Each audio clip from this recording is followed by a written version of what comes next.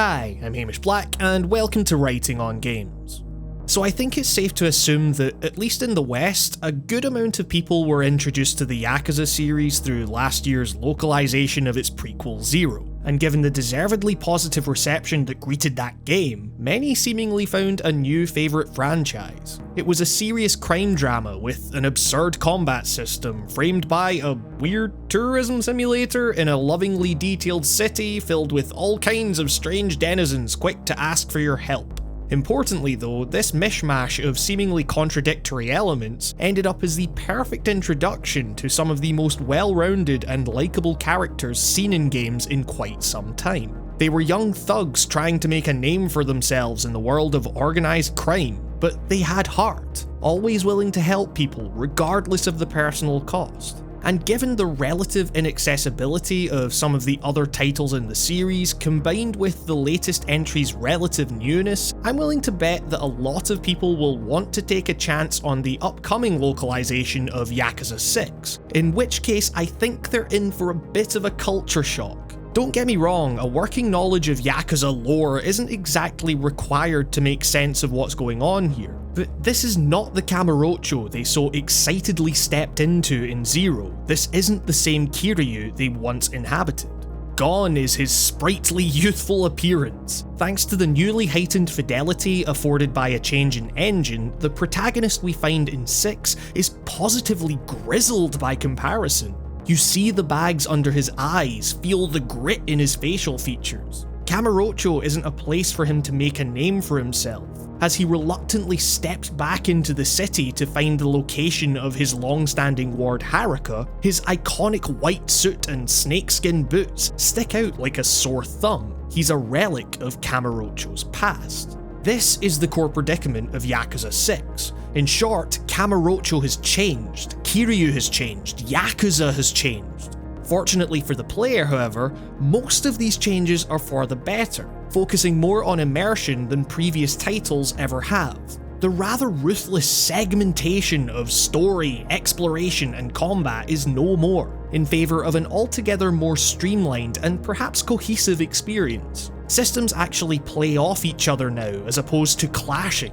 You can see this in the combat. The distinct fighting styles of more recent titles are gone, pared down to a combination of basic attacks and a somewhat limited array of context-sensitive heat actions.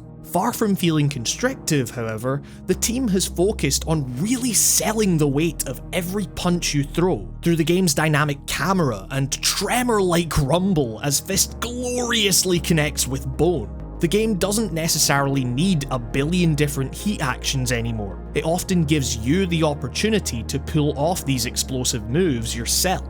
And this is where things extend to exploration. Fights now happen in real time, as opposed to random encounters creating an instance with a set amount of destructible objects and the like, in which you fight then get jolted back to exploration mode. It means that at any time you're looking around thinking, what would happen if I got into a fight here? What items could I use? How could I manipulate the environment to my advantage? In essence, you begin to view the world as Kiryu does. The city has always been a character in and of itself, but these subtle changes mean that it no longer exists as a playground, purely to facilitate the player's progression and whims. It's its own living, breathing, fully explorable metropolis. And trust me, there is no feeling quite like booting some goon through the door of your objective, then casually strolling in yourself. Moments like that aren't merely relegated to QuickTime events or some transitionary cutscene pushing you to the next wave of bad guys anymore. They're directly in your control.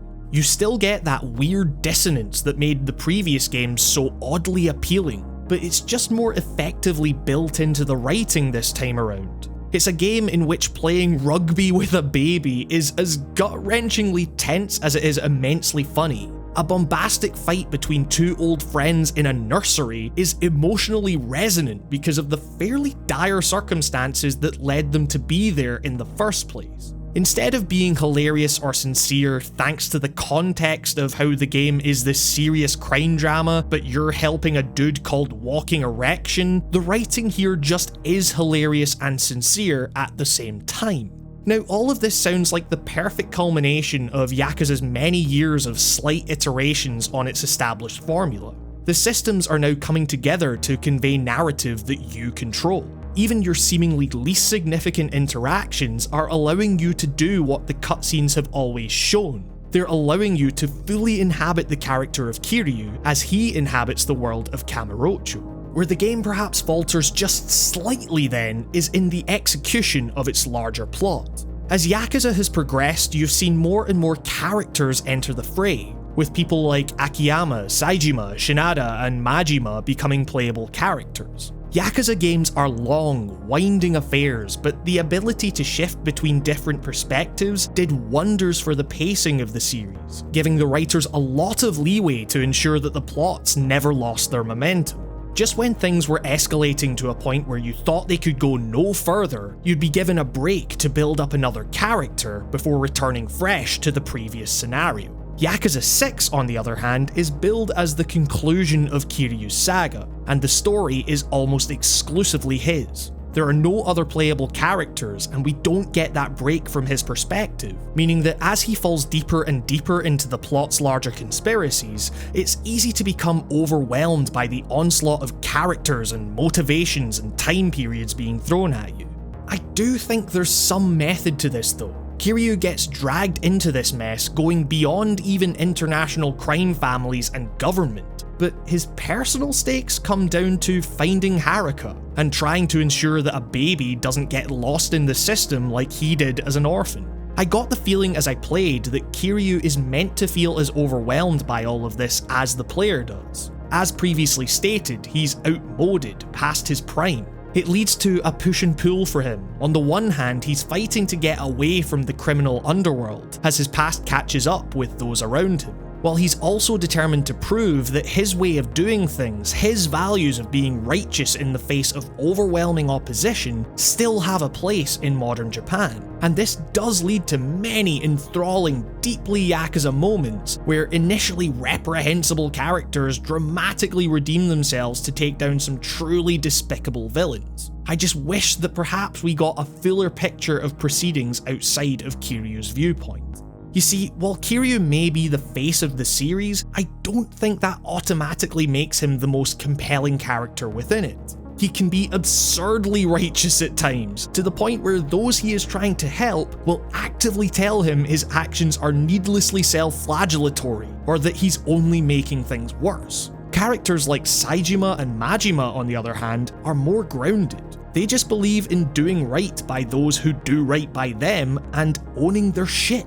Arguably, Kiryu's role has been as a vector to explore those more relatable arcs. To have the role of these characters then, those that have come to be so central to Yakuza as we know it, be reduced to near absence purely to focus on Kiryu, seems jarring for a title that claims to be so conclusive.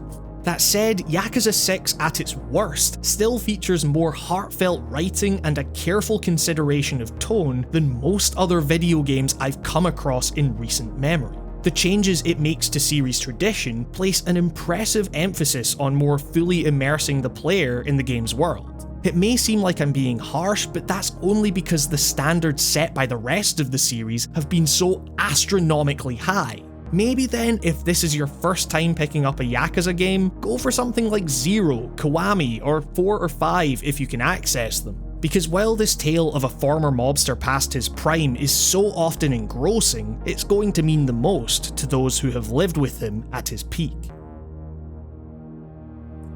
So I hope you enjoyed my piece on Yakuza 6. If you did, maybe consider hitting subscribe as well as the little bell thingy, and check out the podcast in the description. If you feel like going the extra mile, you can always check out the Patreon like these wonderful folks currently on screen. I'm forever humbled by your continued support. In particular, I'd like to thank Mark B. Writing, Michael Wolf, Artyom Vitsyuk, Spike Jones, Vasily Hrabinka, Chris Wright, Dr. Motorcycle, Harry Fuertes, Hamigas, Travis Bennett, Zach Casserly, Samuel Pickens, Tom Nash, Shardfire, Philip Lange, Rob, Rusty Shackelford, Anna Pimentel, Jesse Ryan, Brandon Robinson, Diego Foxhole Booza, Justin's Holderness, Biggie Smith, Christian Kuhneman, Camel Traffic, Nico Bleackley, Nicholas Ross, and Charlie Yang. And with that, I'm Hamish Black, and this has been Writing on Games. Thank you very much for watching, and I'll see you next time.